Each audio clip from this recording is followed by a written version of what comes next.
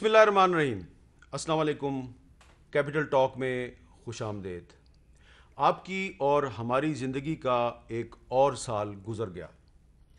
साल 2020 हमारी ज़िंदगी के मुश्किल तरीन सालों में से एक था और इस साल कोरोना वायरस की वबा के बायस दुनिया भर में और पाकिस्तान में हज़ारों की तादाद में लोग इस वायरस का शिकार हुए। उसमें आपके अज़ीज़ दोस्त रिश्तेदार भी होंगे और कुछ अहम शख्सियात भी इस दुनिया से चली गईं। कुरान करीम की सूरह रहमान में ये कहा गया है कि जो कोई भी ज़मीन पर है उसे फ़ना हो जाना है। तो ये कुरान करीम ने जो कहा है, ये जब साल गुज़र रहा है तो इसे हमें याद रखना चाहिए, क्योंकि अब जब नया साल आ रहा है तो इसकी खुशियाँ तो सब लोग मनाते हैं, लेकिन खुशियाँ मनाते हुए ये भी याद रखें कि हम सबको इस दुनिया से चले जाना है। तो आज के इस खुसूसी प्रोग्राम में हम उन अहम शख्सियात को याद करेंगे जिन्होंने हमारे इस प्रोग्राम कैपिटल टॉक में शिरकत की और 2020 में वो इस दुनिया से रुखसत हो गए, और वो शख्सियात भी याद करेंगे जो आपकी और हमारी ज़िंदगी में बहुत अहम थी। उन्होंने पाकिस्तान के लिए बहुत खिदमात से अंजाम दी, लेकिन 2020 में वो इस दुनिया से चले गए। तो आज के इस प्रोग्राम का आगाज़ करते हैं हम एक ऐसी शख्सियत से जो कैपिटल टॉक का जो पहला एपिसोड था सन 2002 में, तो उस पहले प्रोग्राम में वो हमारे साथ मौजूद थे और उस पहले प्रोग्राम में जो 3 शख्सियात शामिल थीं, आज वो तीनों शख्सियात इस दुनिया में मौजूद नहीं हैं। तो सबसे पहले हम याद करेंगे साबिक वज़ीर-ए-आज़म जनाब ज़फ़रुल्लाह जमाली को, जो कैपिटल टॉक का जो पहला प्रोग्राम था 2002 उसमें भी शरीक थे। हमारी कोशिश ये है कि हम तमाम पार्टी से और ख़ुसूसन जो मेजर पार्टीज़ हैं, पाकिस्तान पीपल्स पार्टी पार्लियामेंटेरियंस और मुत्तहिदा मजलिस अमल से गुफ्तगू शुनीद हम कर रहे हैं ताकि एक पायदार गवर्नमेंट बन सके जो कि पाकिस्तान के लिए काम कर सके। साल 2020 में जो शख्सियात हमसे जुदा हुई उनमें नेशनल पार्टी के रहनुमा सेनेटर हासिल बज़ंजो भी बड़े अहम हैं। हासिल बज़ंजो साहब ने कैंसर के ख़िलाफ़ एक तवील जंग लड़ी और ज़िंदगी के आखिरी लम्हात तक वो पाकिस्तान में जमहूरियत और आइन और कानून की बालादस्ती की जंग भी लड़ते रहे। और हमारे इस प्रोग्राम में वो जब भी आते थे तो वो ये बात ज़रूर करते थे कि हमें इस मुल्क में आइन और कानून की बालादस्ती को कायम करना है और इसके लिए हमें आपस में एक डायलॉग भी करना चाहिए। पॉलिटिकल कन्फ्लिक्ट्स है इंस्टीट्यूशंस के दरमियान, वो भी अगर आप चाहें तो वे आउट आप दे सकते हैं। एक ग्रैंड नेशनल डायलॉग शुरू कर सकते हैं, उस पर बातचीत हो सकती है। एंड होपफुली अगर मैं इलेक्ट हो गया तो I will go on this side. आप एक ग्रैंड नेशनल डायलॉग की बात करेंगे। तो ये ग्रैंड नेशनल डायलॉग किसके किसके दरमियान होगा? सर, जितने हमारे स्टेक होल्डर हैं, चाहे वो आपका फौज हो, पार्लियामेंट हो, जुडिशरी हो, ब्यूरोक्रेसी हो, कि किसी तरह इन हुक्मरानों के होश के ना खोलने। हुक्मरान तो आप खुद हैं। हम हुक्मरान नहीं हैं, हमारे पास हुकूमत है, हुक्मरान नहीं है। यानी कि आपके पास इख्तियार है, आपके पास इख्तियार नहीं है। इख्तियार होता तो ये बच्चियां यहाँ नहीं बैठती। फ़खरुद्दीन जी इब्राहिम सुप्रीम कोर्ट के एक साबिक जज, हमेशा मुश्किल वक्त में सच बोलते थे और सच के लिए हमेशा खड़े हो जाते थे, स्टैंड लेते थे। और जनरल ज़ियाउल हक के दौर में उन्होंने PCO पे हल्फ लेने से भी इनकार किया और उसके बाद उनकी तमाम ज़िंदगी जो है वो जमहूरियत, आइन और कानून की जंग लड़ते हुए गुजरी। और ज़िंदगी के आखिरी दिनों में वो इलेक्शन कमीशन ऑफ पाकिस्तान के सरबराह बने और उसके बाद वो कुछ अर्सा के लिए खामोश हो गए, लेकिन इलेक्शन कमीशन के सरबराह बनने से पहले रेगुलरली हमारे प्रोग्राम में वो हक गोई की रवायत को कायम रखते थे। We want an independent election commission, बहुत ज़रूरी है। वो इलेक्टोरल रोल सही होना चाहिए, बिल्कुल ज़रूरी है। इलेक्ट्रॉनिक वोटिंग होना चाहिए, बिल्कुल सही है। और मियाँ सबसे ज़्यादा माफ़ करना भाई फ़खरुद्दीन, तो घर में मत बैठना वोटिंग डे पे, साले तू भी जाके वोट करना। एक तो आप वोट करने नहीं जाते और फिर कंप्लेन भी करते हैं। माशाल्लाह, आपको सुप्रीम कोर्ट का जजमेंट मानना बहुत लाजमी है। ارے بھائی اگر ہر وقت میں یہ کہوں کہ میں ججمنٹ نہیں مانتا تو بات ہی ختم. Where law ends, anarchy begins. Doctor Mubashir Hasan Pakistan کے سابق وزیر خزانہ، اور ان کی سب سے بڑی انفرادیت یہ ہے کہ لاہور میں جو ان کا گھر ہے گلبرگ میں، وہاں پر 1967 میں 1967 میں پاکستان پیپلز پارٹی نے جنم لیا تھا. بہت سے لوگ ان سے اختلاف بھی کرتے رہے ہیں، لیکن اس حقیقت سے کوئی انکار نہیں کر سکتا کہ وہ ایک ایماندار سیاستدان تھے. کوئی وجہ نہیں ہے کہ ایک ناجائز حکم دیا جائے اور کوئی آدمی جو اپنے آپ کو انسان کہے کہ ہاں میں تو یہ مانتا ہوں، میں ماننے پہ مجبور ہوں. یہ نہ صرف سول سرونٹ کی اوتھ کے خلاف ہے بلکہ یہ انسانیت کے خلاف بات ہے. جو بات آپ کو پسند نہیں ہے، جو آپ کو لگتا ہے کہ غاصب ہے، جو یوزرپر ہے، اس کے سامنے آپ کے کہیں کہ ہاں جناب میں کام کروں گا. میں تو نہیں مانتا. آئی ایم سوری، میں نے کبھی نہیں کیا. میں نے تو ذوالفقار علی بھٹو صاحب سے جہاں اتفاق نہیں کیا ان کو لکھ کے بھیج دیا اور انہوں نے میری بات کا ہمیشہ احترام کیا. 2020 میں جو شخصیات ہم سے جدا ہوئیں اس میں تحریک انصاف کے رہنما نعیم الحق بہت اہم ہیں. نعیم الحق صاحب جب حیات تھے ہمارے پروگرام میں آتے تھے اور بھی پروگراموں میں شریک ہوتے تھے. کبھی کبھی سخت انداز میں اختلاف رائے کرتے تھے، بات لڑائی جھگڑے تک بھی پہنچ جاتی تھی، لیکن پھر وہ معذرت بھی کر لیا کرتے تھے اور وہ ہمیشہ اپنے پارٹی کے وزیروں سے کہتے تھے کارکردگی پر توجہ دو. ہمارے جو اراکین ہوتے ہیں اسمبلی کے، ان کی جو اکثریت ہے وہ اسمبلی میں جا کے وقت ہی ضائع کرتی ہے. اب قومی اسمبلی میں اگر 400 کے لگ بھگ ہمارے ممبران ہیں، مہینے میں ایک دفعہ شاید ان کو موقع ملتا ہے چند منٹ بات کرنے کا. اور جو قانون سازی جو بنیادی مقصد ہے قومی اسمبلی کا یا ایک پارلیمنٹ کا، وہ بہت کم ہوتی ہوئی نظر آتی ہے. لڑائی جھگڑے، پریویلیج موشنز اور ہر قسم کے موشنز جو ہیں ان پر زیادہ فوکس ہو جاتا ہے. مگر یہ ہماری جو پارلیمانی جو تاریخ ہے اس میں یہ ایک روایت بن چکی ہے. اور میں سمجھتا ہوں کہ عصر نو پارلیمان کا جو رول ہے اس پہ غور کرنے کی ضرورت ہے. میری ذاتی رائے یہ ہوگی کہ اس کو صرف ایک مقننہ بنایا جائے، اس کو صرف قانون سازی کا ادارہ بنایا جائے، جیسے امریکہ کی سینٹ ہے یا امریکہ کی کانگریس ہے. جو وزراء ہیں وہ نہ اپنی وزارت پہ صحیح معنوں میں توجہ دے پاتے ہیں اور نہ ہی وہ اسمبلی میں آ کر وہ رول ادا کر پاتے ہیں جن کی اسمبلی کے ممبران یا قوم ان سے توقع رکھتی ہے. آپ نے کہا کہ آج نعیم الحق نے میرے ساتھ بڑی رواداری کا مظاہرہ کیا. نعیم ہمیشہ بڑی رواداری کا مظاہرہ کرتا ہے. شکریہ. اور مجھے نعیم کے ساتھ بیٹھ کے گفتگو کرتے ہوئے ہمیشہ اچھا لگتا ہے. میں اور نعیم اور پوری پاکستان کی قوم بہت زبردست ہے جو آج یہاں پہ نہیں موجود، ہم سب بالکل جو ہمارے چیلنجز ہیں پاکستان کے، ان چیلنجز کے لیے ہم سب بالکل ایک ہیں.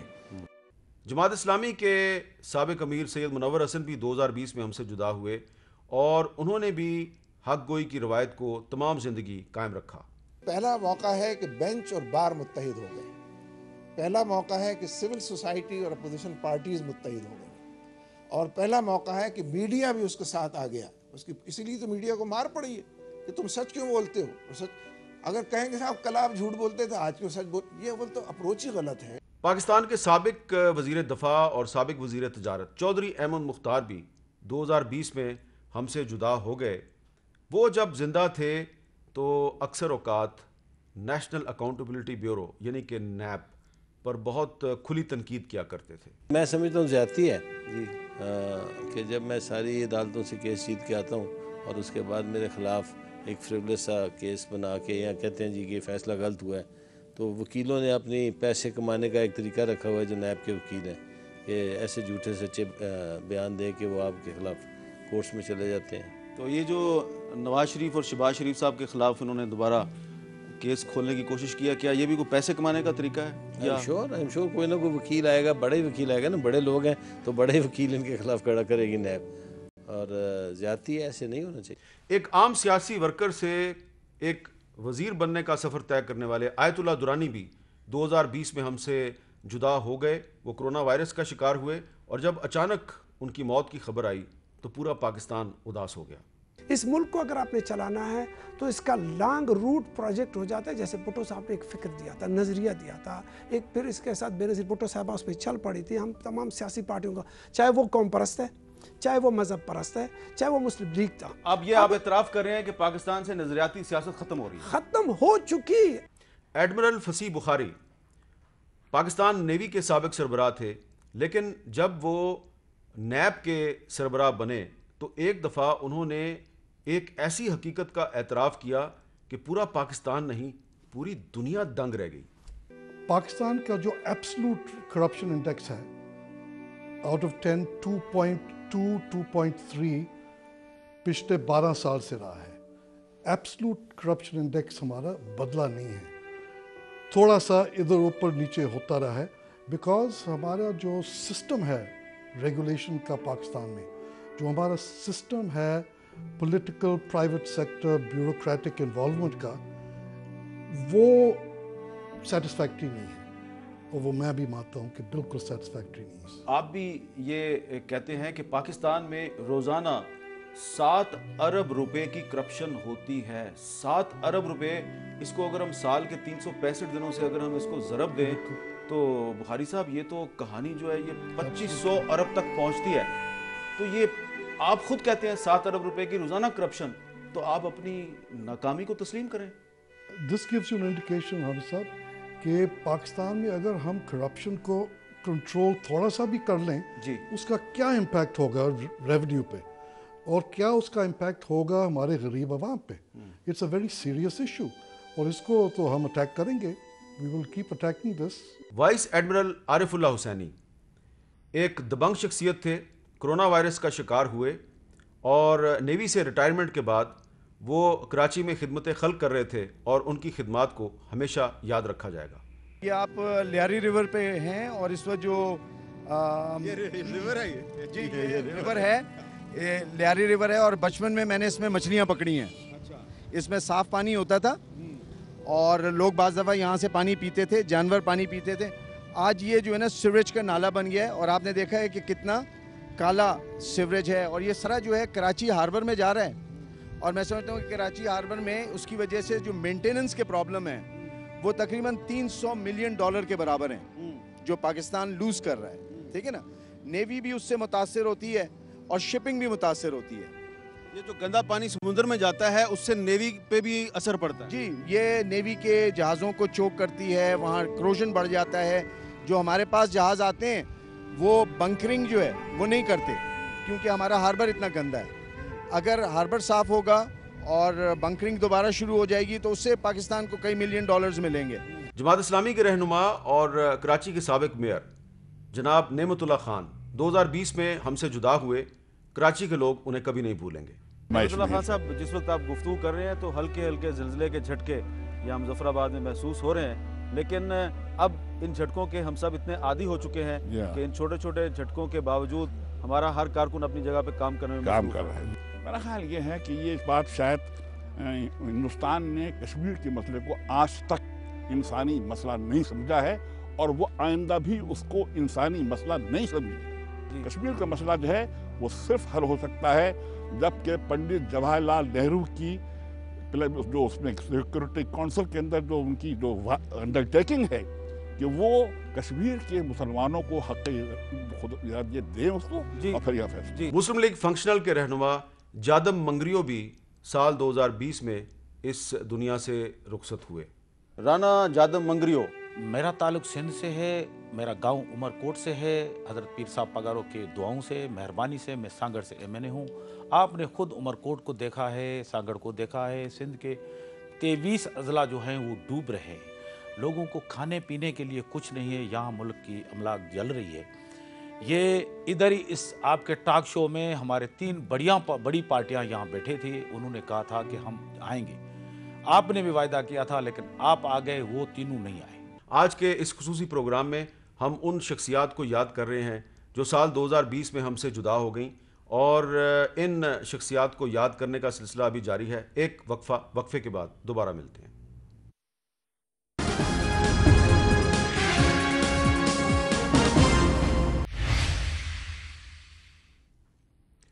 Welcome back. قرآن کریم کی سورہ آل عمران میں کہا گیا ہے کلو نفسن ذائقۃ الموت، ہر جاندار چیز نے موت کا ذائقہ چکھنا ہے۔ تو ہم ان شخصیات کو یاد کر رہے ہیں جو سال 2020 میں ہم سے جدا ہو گئیں، اور جو شخصیات ہم سے جدا ہوئی ہیں ان میں کچھ ہی دن پہلے کراچی کے ایک معروف بزنس مین سراج قاسم تیلی صاحب بھی کرونا وائرس کا شکار ہوئے اور اس دنیا سے چلے گئے۔ وہ ایک بڑی متحرک شخصیت تھے اور کچھ ایشوز پر بہت کھل کر بات کرتے تھے۔ ہماری بدنصیبی ہے کراچی کی کہ کراچی والوں نے جب بھی جس کو ووٹ دیا اس نے کراچی سے دھوکہ کیا۔ سینیٹر کلثوم پروین، یہ معزز خاتون پارلیمنٹرین بھی کرونا وائرس کا شکار ہوئیں۔ بہت سے لوگ جو ہیں وہ ان سے اختلاف بھی کرتے رہے، لیکن جب کوئی دنیا سے چلا جائے تو ہمیں صرف اس کی اچھی باتوں کو یاد رکھنا چاہیے، اور کلثوم پروین صاحبہ جو ہیں انہوں نے ہمارے اس پروگرام میں کچھ ایشوز پر ایسی باتیں کی جو بہت سے لوگ نہیں کرتے۔ مجھے بڑے افسوس سے کہنا پڑتا ہے کہ آج ہماری یہ بچیاں، یہ بیٹیاں سڑکوں پہ بیٹھی انصاف مانگ رہی ہیں۔ یہ کہاں کا انصاف ہے کہ انصاف لینے ہم یہاں آئیں؟ میں یہ سمجھتی ہوں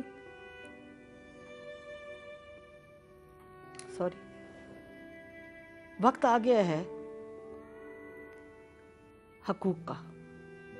ہم لوگوں نے بہت سے سٹیپ لیے، حقوق بلوچستان کی بات کی، مسنگ پرسن کی ہم بات کر رہے ہیں۔ آج جن لوگوں کے بھائی، بیٹے، بچے غائب ہیں، یقیناً ایک ماں سوچ سکتی ہے، ایک بیٹا سوچ سکتا ہے، ایک باپ سوچ سکتا ہے، اگر ان کے خلاف کوئی جرم ہے انہیں کورٹ میں پیش کیا جائے۔ یہ بیرونی سازش ہے، یہ بیرونی دنیا، باہر کے ممالک ہمیں آپس میں اس قسم کی لڑا کے ہمارے ملک کو تباہی کی طرف لے جا رہے ہیں، ہم کو تباہی کی طرف لے جا رہے ہیں۔ اس لیے آپ تو اس معاہدے کے پیچھے جو الیکٹڈ ارکان پارلیمنٹ ہیں ان کا کردار ہے۔ ابھی منیر خان نے بات کی، آپ سب جانتے ہیں کہ یہ جس طرف جا رہا ہے کام، پاکستان کا معاشی ایک طرف جو اس بحران کرائسس آ رہا ہے، اس کے ساتھ ساتھ یہ جس طرف جا رہا ہے اور اس کے اندر کوئی اینڈ نہیں نظر آ رہی۔ سال 2020 میں جو شخصیات ہم سے جدا ہوئیں ان میں پشاور ہائی کورٹ کے چیف جسٹس وقار احمد سیٹھ جو ہیں ان کو ہم بالکل بھی نظر انداز نہیں کر سکتے۔ ان کو پاکستان کی جو جوڈیشل ہسٹری ہے، عدالتی تاریخ، اس میں ہمیشہ یاد رکھا جائے گا، کیونکہ ابھی تک وہ پاکستان کی تاریخ کے وہ واحد جج ہیں جنہوں نے ایک ڈکٹیٹر کے خلاف ٹرائل میں اسے بہت سخت سزا دی، اور حکومت وقت نے ان کی سزا کو اعلیٰ عدالت میں چیلنج کر دیا۔ کچھ شخصیات جب زندہ ہوتی ہیں تو ان سے بہت سے لوگ اختلاف کرتے ہیں، لیکن جب وہ اس دنیا سے چلی جاتی ہیں تو ان کی جو پاپولیرٹی ہے اور ان کی اہمیت ہے وہ پوری دنیا پر واضح ہو جاتی ہے۔ اور ایسی ہی شخصیات میں سے ایک خادم حسین رضوی صاحب تھے، تحریک لبیک کے بانی بھی تھے اور تحریک لبیک کے سربراہ بھی تھے، اور 2020 میں وہ جب اس دنیا سے رخصت ہوئے تو ان کے جنازے نے پوری دنیا کو حیران کر دیا۔ دیکھتی آنکھوں اور سنتے کانوں کو ہمیشہ سلام پیش کرنے والے طارق عزیز بھی 2020 میں اس دنیا سے رخصت ہو گئے۔ طارق عزیز صاحب صرف پروگرام نیلام گھر کے میزبان نہیں تھے بلکہ ایک سیاسی کارکن بھی تھے اور قومی اسمبلی کے رکن بھی رہے۔ اور اب ذکر کریں گے ایک ایسی شخصیت کا جو تمام زندگی لوگوں کو ہنساتا رہا، لیکن جب 2020 میں اس دنیا سے رخصت ہوا تو سب کو مغموم کر گیا، سب کو اداس کر گیا، اور اس شخصیت کا نام تھا کامیڈین امان اللہ خان۔ میں آپ کو بتاتا ہوں گلوبل وارمنگ کیا ہے۔ ہمارے گلیشیئر پگھلتے جا رہے ہیں، تینوں وہ پہاڑوں کی برف پگھلتی نظر آتی ہے جی غریب کی پھٹے سے پگھلن ڈی وہ نہیں نظر آتی۔ سال 2020 میں پاکستان کی فلم انڈسٹری کی دو معروف ہیروئنز بھی اس دنیا سے چلی گئیں، صبیہ خانم اور فردوس۔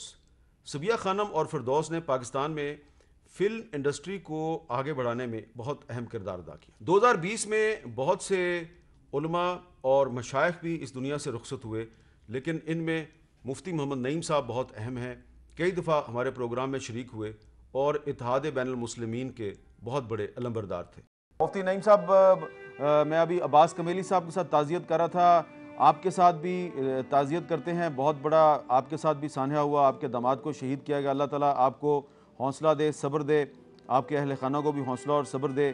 بس میں یہ جاننا چاہ رہا ہوں کہ یہ کراچی میں اور پاکستان کے دیگر حصوں میں ایک طویل عرصے سے مختلف مکاتب فکر کے جو علماء ہیں ان کو شہید کیا جا رہا ہے، تو کراچی میں تو ایک آپریشن بھی چل رہا ہے، تو اس آپریشن کے باوجود یہ علماء کی ٹارگٹ کلنگ کیوں رکنے میں نہیں آ رہی؟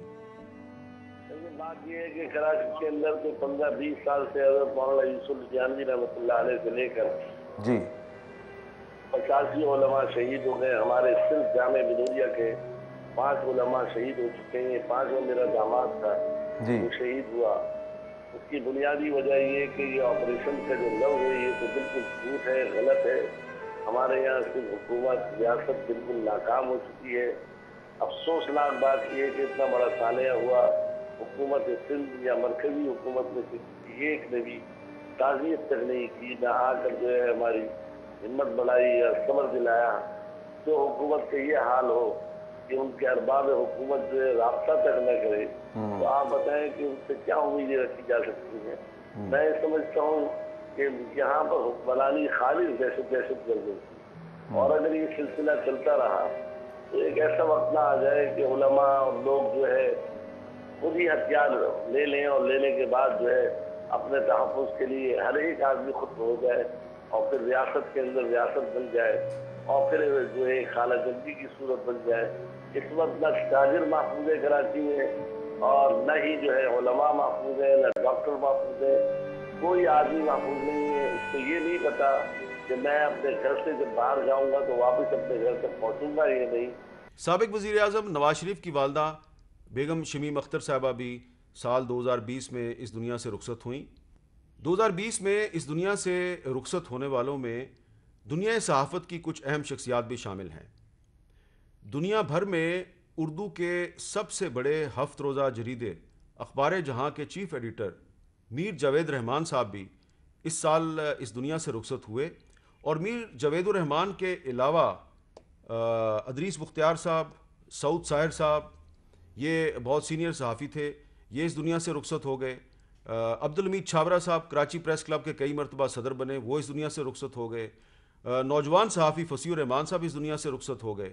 اور اس کے علاوہ ہمارے ساتھی جیو نیوز کے سینئر کورسپونڈنٹ اور اینکر ارشد وحید چودھری بھی سال 2020 میں اس دنیا سے رخصت ہوئے، وہ بھی کرونا وائرس کا شکار ہوئے. حکومت اور اپوزیشن ایک چارٹر آف اکانومی کے ذریعے پاکستان کی معیشت کو بھی اس حد تک مضبوط کریں کہ پھر بھارت سمیت کوئی بھی پاکستان کا جو دشمن ہے وہ پاکستان کی طرف میلی آنکھ سے نہ دیکھ سکے. اور اس کے علاوہ ایک بہت ہی قابل احترام شخصیت مسعود مفتی صاحب، جو کہ ایک سابق بیوروکریٹ تھے لیکن ان کی اصل پہچان جو ہے وہ ان کی رائٹنگز تھیں، ان کی تحریریں تھیں، ان کی کتابیں تھیں. اور مسعود مفتی صاحب جو ہیں وہ 1971 میں جس وقت پاکستان دو لخت ہوا تو وہ مشرقی پاکستان میں اپنے فرائض سر انجام دے رہے تھے اور وہاں پر وہ جنگی قیدی بھی بن گئے. اور انہوں نے جو بھارت کی قید میں ایام گزارے تو اس پر انہوں نے ایک کتاب لکھی جس کا نام تھا چہرے مہرے، اور وفات سے کچھ دن پہلے ان کی ایک کتاب دو مینار بھی سامنے آئی. پاکستان کیوں ٹوٹا؟ اس لیے کہ یہاں کے با اثر طبقے مشرقی پاکستان سے پیچھا چھڑانا چاہتے تھے، اس کو توڑنا چاہتے تھے. اس لیے انہوں نے ایسی ہر تحریک کو ڈسکریج کیا جو یونائٹڈ پاکستان کے لیے تھی، اور ہر ایسے آدمی کو، ایسے نعرے کو، 6 پوائنٹس کو اور لوگوں کو انکریج کیا جو پاکستان کو توڑنا چاہتے تھے. اچھا، آپ بھی جنگی قیدی بن گئے تھے وہاں پہ؟ جی، میں بھی. آپ نے بھارت کی قید میں لمبا عرصہ گزارا. جی، 2 برس. پاکستان کی مدد کسی نے نہیں کی، اس کی کیا وجہ تھی؟ اس لیے جی کہ پاکستان چونکہ اپنی مدد خود نہیں کر رہا تھا. جب آپ خود انڈرمائن کر رہے ہیں، میں آپ کو بتاؤں وہاں جو 5 محاذوں پہ جب 12 ڈویژن فوج انڈیا کی اور ایئر فورس نے اٹیک کیا 22 نومبر کے آس پاس، اور اس کے بعد 3 دسمبر کو یہاں سے اٹیک ہوا، تو جتنے بنگالی ہمارے دوست تھے اور جتنے بنگالی پاکستان کے لیے ہمدردی رکھتے تھے، اور میرا خیال ہے کہ آخری دن تک 75% بنگالی ہمارے ساتھ رہنا چاہتے تھے اور پاکستانی تھے، وہ ایک ہی سوال، اب 2 سوال ہم سے پوچھتے تھے کہ سیکیورٹی کونسل میں یہ مسئلہ کیوں نہیں اٹھایا جا رہا کہ ہمارے اوپر اٹیک ہوا ہے، ایک بات. اور دوسری بات یہ کہ آپ تو کہتے تھے कि defence of east Pakistan lies in waste Pakistan, तो वहाँ से हमला क्यों नहीं हो रहा। और हम हैरान होते थे। यहाँ पर एक और वक्फे का वक्त हुआ है, वक्फे के बाद दोबारा मिलते हैं।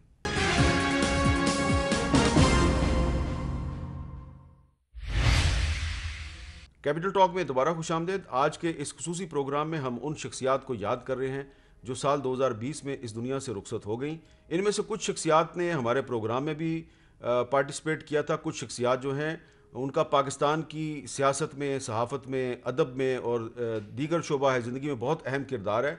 हम सबको तो इस प्रोग्राम में शामिल नहीं कर सकते, लेकिन जिन शख्सियात को हम इस प्रोग्राम में शामिल कर रहे हैं, यकीनन आप इस राय से इत्तेफाक करेंगे कि उनका पाकिस्तान की जो तारीख़ है उसमें बहुत अहम किरदार था। और ऐसी एक शख्सियत थी मोहतरमा अज़ीज़ फ़ातिमा साहबा, जो तहरीक पाकिस्तान के अजीम रहनुमा मौलाना मोहम्मद अली जौहर की नवासी थीं।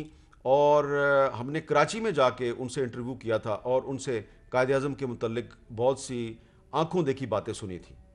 मैं अजीज़ फातिमा हूँ और मौलाना मोहम्मद अली जौहर की नवासी। ये जो तस्वीर ये सेकंड राउंड टेबल कॉन्फ्रेंस, ये गांधी जी जाना नहीं चाह रहे थे and he had a very bad mood.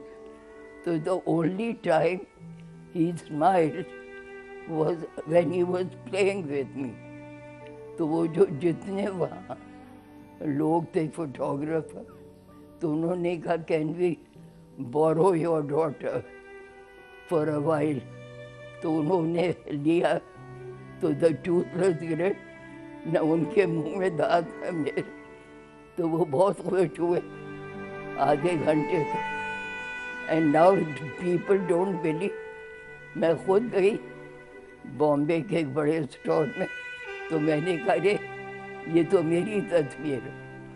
तो फिर बल्कि हमारे वालिद से भी वो कमिश्नर हो के गए थे, तो उनसे भी किसी ने पूछा ये कौन है, कहनी ये मेरी बेटी। हमारी नानी भी 17 साल की उम्र में उस माहौल से आई थी जहाँ लोग कदम बाहर नहीं निकालते थे, एक घर से दूसरे घर। तो वहाँ से वो निकल के 17 साल की उम्र में बड़ौदा आई। फिर बड़ौदा से नाना बहन ने छोड़ के कलकत्ते गए और वो भी उनके साथ गई और वहीं उन्होंने किताबें शुरू की, कॉमरेड। तो नानी भी उनके साथ, और वो कोई इजी टाइम नहीं था ये अंग्रेज़ों का, क्योंकि उन्होंने एक लिखा था चॉइस ऑफ द टर्क्स, तो उनको 3 साल की सज़ा, और कहा कि रामपुर में आप कदम नहीं रख सकते। उनका घर तोड़ दिया। हमारी उनसे कायद आज़म की मुलाकात इलाहाबाद में हुई, और वो जहाँ तख्त के जो ऊपर एक कुर्सी सी लगी थी, उसके उनके पाँव के नीचे हम लोग बैठे थे और सब लोग डाला के दे रहे थे ये ऑटोग्राफ। तो वो कुछ ज़रा उनका मूड ऑफ हो रहा था कि मुझे बात नहीं करने दे। एक लोग वहाँ कह रहे आप अंग्रेज़ी में क्यों बोल रहे हैं, उर्दू में बोले। तो वो कुछ खास पसंद नहीं आया। तो फिर उन्होंने मुझसे पूछा ये क्यों आप दे रही हैं। तो मैंने कहा देखिए आप बहुत इम्पोर्टेंट आदमी, ये आप अपना दस्तखत कर देंगे तो लोग बहुत खुश होंगे। हाँ हाँ ये तो तुमने सही कहा। तो ये उसके बाद इधर उधर उनसे भोपाल में मुलाकात हुई थी, जब वो इतने बिजी थे, क्योंकि वो 1945 से लेके 47 तक इतना मुश्किल था कि वो गांधी जी से ये कहे या कहलवाए कि the Muslims are a separate nation, they are not the average تو وہ ان کے پیچھے پڑنا، یوں تو وہ بہت سمجھدار تھے مگر ان کے دماغ میں ضد آ جاتی تھی تو وہ ماننے کو تیار نہیں۔ جو بزرگ سال 2020 میں اس دنیا سے رخصت ہوئے ان میں چودھری انور عزیز بھی شامل ہیں۔ وہ ایک سابق وفاقی وزیر تھے، لیکن ہمارے پروگرام میں ان کی شرکت ایک مختلف حوالے سے تھی۔ وہ پاکستان کی تحریک میں شامل رہے اور قائد اعظم کے محافظ کا کردار بھی ادا کرتے رہے۔ انہوں نے ہمیں کیا بتایا تھا، ذرا سنیے۔ میری خوش بختی تھی کہ میں قائد اعظم جب جہاں لاہور تشریف لائے تو رات کو میں پہرے پہ بھی جو لوگ مقرر تھے ان میں سے ایک تھا، اور پھر اسلامیہ کالج میں جب وہ تشریف لائے تو ان کی حفاظت کے لیے بھی جو جتھا تھا اس میں بھی پاکستان کو بنانے والے جو لوگ ہیں وہ ہیں ایک گاندھی، ایک ولبھ بھائی پٹیل اور ایک نہرو۔ شملہ میں یہ طے پا چکا تھا گورنر جنرل کے ساتھ کہ ہندوستان ایک ہی رہے گا اور ایک کانفیڈریشن قسم کی چیز بن جائے گی۔ تو اس کے بعد یہ جب نہرو صاحب وہاں سے دلی گئے تو جاتے ہی ان کے پیچھے وہ پڑ گئے، تو یہ اپنے الفاظ سے مکر گئے اور انہوں نے ایک تقریر کر ڈالی اس کے خلاف۔ تو اس کے اوپر قائد اعظم نے پھر ڈائریکٹ ایکشن کا حکم دیا اور اس میں پھر ہم سارے لوگ باہر نکلے اور گرفتاریاں وغیرہ ہوئیں۔ مجھے بھی اس قسم کا کوئی وہم نہیں ہے کہ یہ قائد اعظم کا پاکستان ہے۔ قائد اعظم نے اپنے کچھ الفاظ چھوڑے ہیں جو بتاتے ہیں کہ وہ کس قسم کا پاکستان چاہتے تھے۔ پاکستان چلانے والے کوئی ابھی تک صحیح طرح کے آئے نہیں قائد اعظم کے خیالات کے مطابق۔ سال 2020 میں جو لوگ ہم سے بچھڑ گئے، اللہ تعالیٰ ان سب کی مغفرت فرمائے اور آپ سب کو آفتوں اور بیماریوں سے محفوظ رکھے۔ اور اب جب کہ یہ سال ختم ہو گیا اور آپ نئے سال کی خوشیاں منانے کی تیاریاں کر رہے ہیں، مت بھولیے کہ ہم سب کو ایک دن موت آنی ہے۔ تو ایک سال گزر گیا اور ایک نیا سال جو ہے وہ شروع ہونے والا ہے۔ تو یہ جو نئے سال اور پرانے سال کے درمیان کے لمحات ہیں، اس میں یاد رکھیے کہ ایک دن ہم سب کو اس دنیا سے چلے جانا ہے۔ اجازت دیجیے، اللہ حافظ۔